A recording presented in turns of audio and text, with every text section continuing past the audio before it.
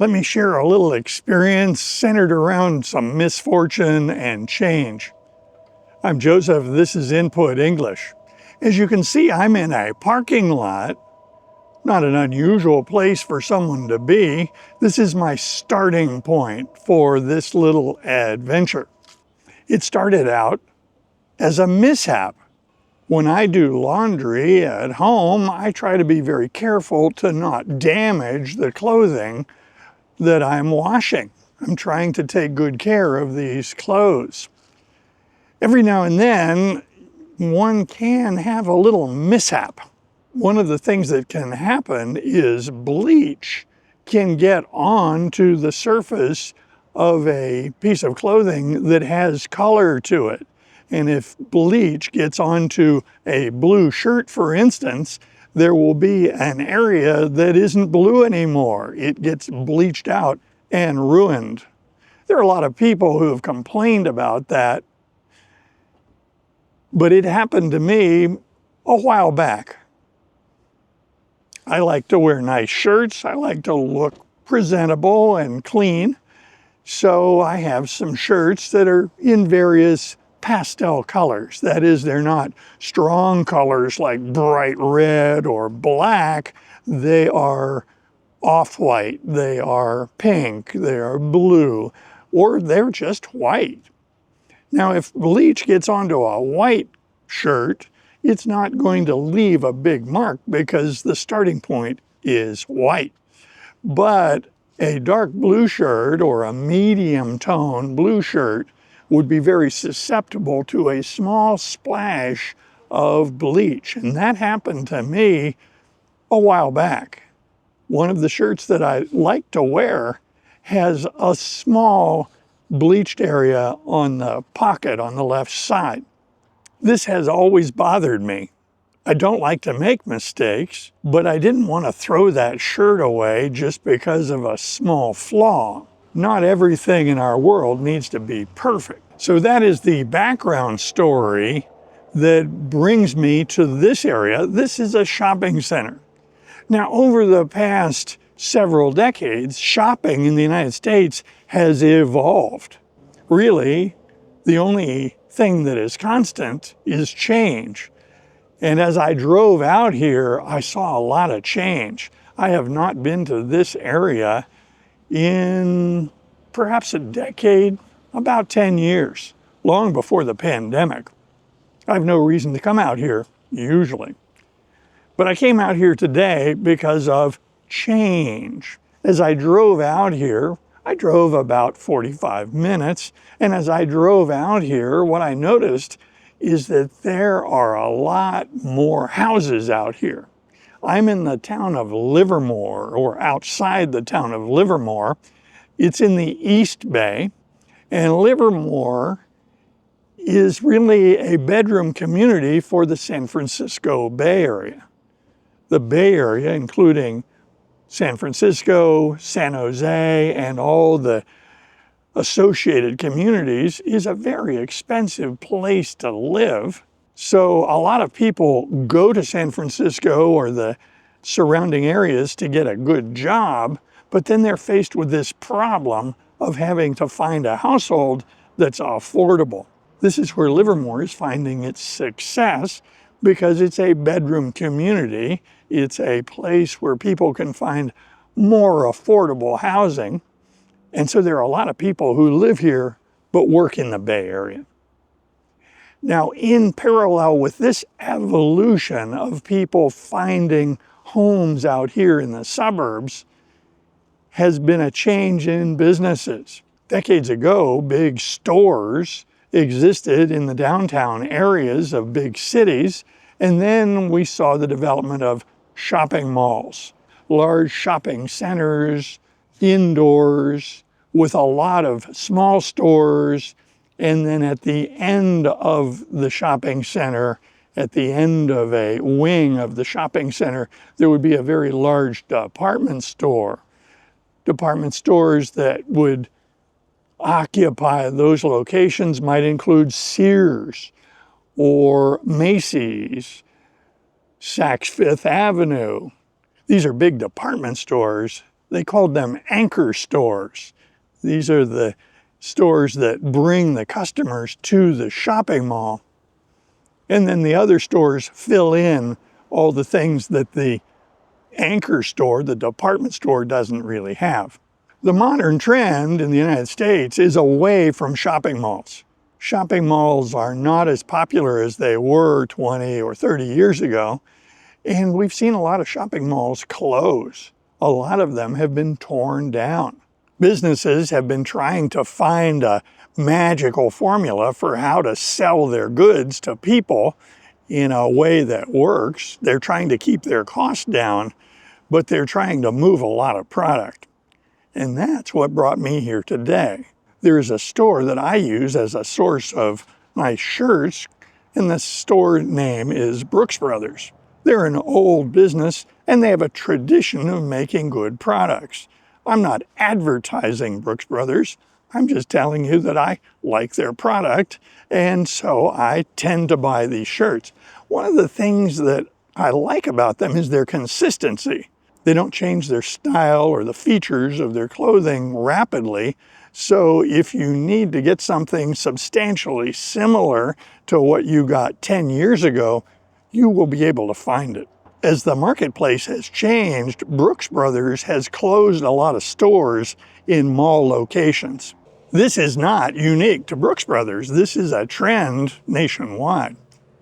So I wanted to buy a shirt, but I didn't want to buy it online. I wanted to have it in my hand and look at it and make sure it was exactly what I wanted. That's one of the great features of a store, is you can hold the product in your hand and know that what you're getting is what you want. So I did an internet search, a Google search, and I found this place. This is a factory outlet mall. It's a newer type of mall that promises discounted prices, and the stores are run by the brand names. So I came here to buy a shirt. So what I'm going to do now is walk into this outlet mall and give you a look at what it's like in there.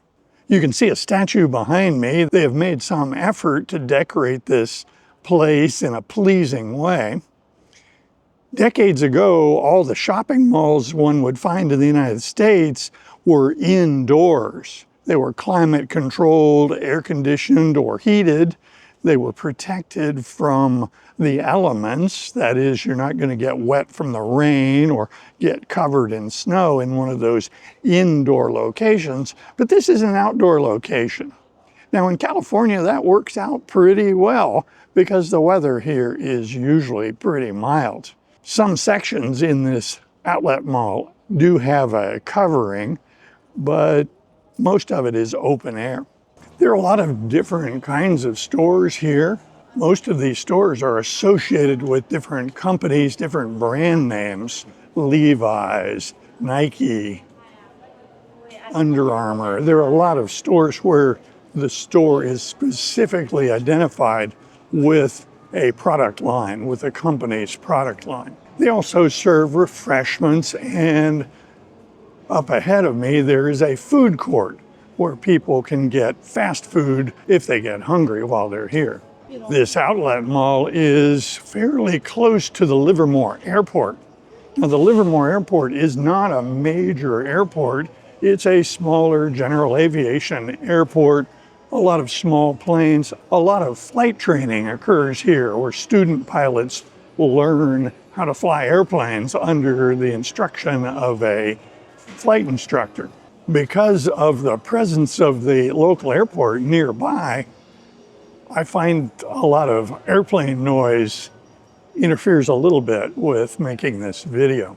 That's not really a major problem because I can just stop and edit out that segment and give you a nice clean listening experience. Just like housing trends and marketing trends have evolved, our behavior evolves, and my behavior has evolved over the years away from going to shopping centers toward ordering things online. That is clearly a modern trend in buying behavior, is if you can avoid driving your car, parking your car, and dealing with crowds and selection issues, then perhaps you're way better off to shop online. Decades ago, online shopping was unheard of. It didn't exist, but now it's a major part of the marketplace. And for the most part, I find it very convenient. So I've arrived at my destination. You can see Brooks Brothers right behind me. In reality, before I started making this video, I went in there and made my purchase. If one is making a video, it's not really helpful to be juggling a bag full of items you've bought at a store.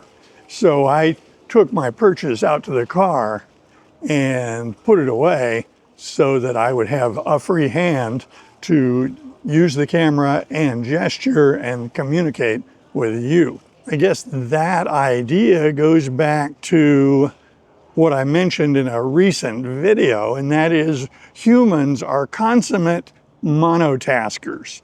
There's a lot of messaging to the contrary. People take pride in being multitaskers, but in reality, we are biologically monotaskers.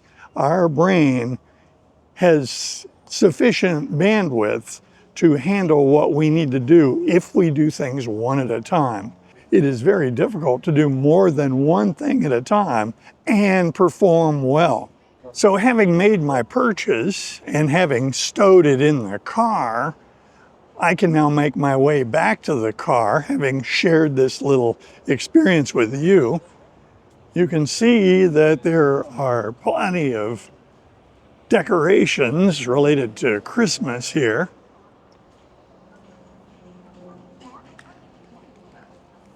Now, as I step out into the parking lot, I need to find my car.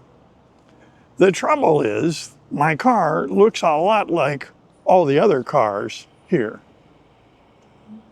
And the question is, where did I park? This is a common problem in the United States. I'm sure it's a problem everywhere, that people who are focusing their attention on what they are going to do or what they have done or what they need to do frequently don't pay a lot of attention to routine things like where they parked their car. So I parked my car in that parking lot right there. But there are hundreds and hundreds of cars, and they all look pretty similar. So when I finished my purchase and I brought my bag out to the car to put it in the car and get the camera, I walked toward my car. But it wasn't where I thought it was. Or more correctly, I wasn't where I thought I was. It is common, actually, to see people in a parking lot using the electronic fob of their car trying to find their car. So for instance, one might use one of these and push the button trying to get the car to sound its horn. You can set off the alarm if you want. You can do some things with this to make your car more obvious. So I did that, and it was nowhere near me. This is not a common problem for me. It was a problem here today because of the huge number of cars and the fact that I was not paying much attention to where I was parking. I was just looking for an empty parking place. While I was pushing the button on my key fob and puzzling over where my car was, I encountered another lady who was doing the same thing. To make things worse, there was apparently someone in our vicinity who we didn't see who was doing the same thing. So as the two of us stood in this aisle looking for our car, one of the cars near to us was honking its horn in response to a button push on a key fob. The trouble is, the car that was honking its horn was not her car, and it was not my car. I solved my problem by simply walking 3 aisles over, and there before me was my car. It was really very easy to find. So now my 2 missions for the day are completed. I wanted to make a good video showing you this experience of going to an outlet mall, a more modern type of mall that didn't exist decades ago, but which is quite popular today. And I wanted to purchase a couple of shirts so that I could be presentable in future videos. The Input English channel has grown quite a lot in less than a year and a half. The channel is nearing the 10,000 subscriber mark. So if you have not subscribed to this channel, you can help this channel continue to grow by hitting that subscribe button. I think it's right there. I invite comments below, and if you like videos like this, be sure to click on this one next. See you soon.